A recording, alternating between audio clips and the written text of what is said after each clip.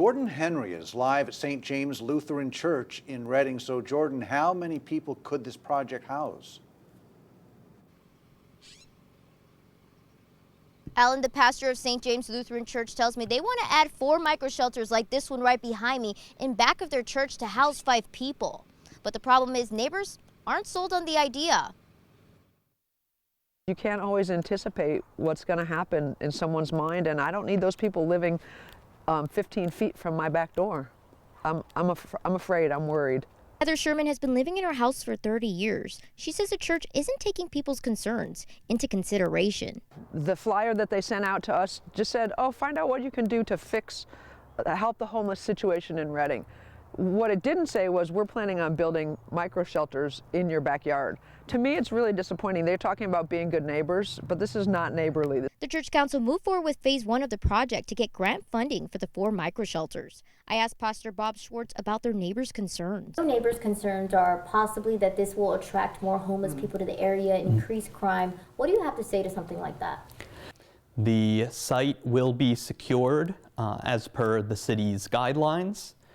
Everything will be locked and only accessible to the residents. There are repercussions if residents bring in visitors.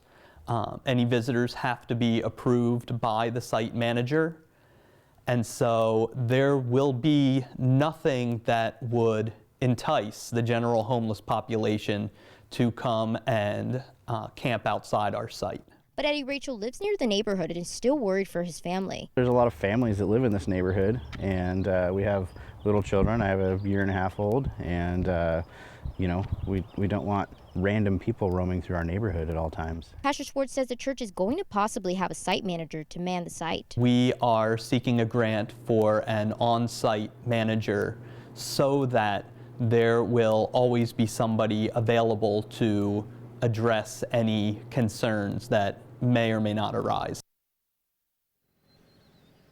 And Schwartz tells me the city manager still has to approve before the church could go in front of the city council for that final approval. Live in Reading, Jordan Henry, Action News Now. Coverage you can count on. All right, thanks for that report, Jordan.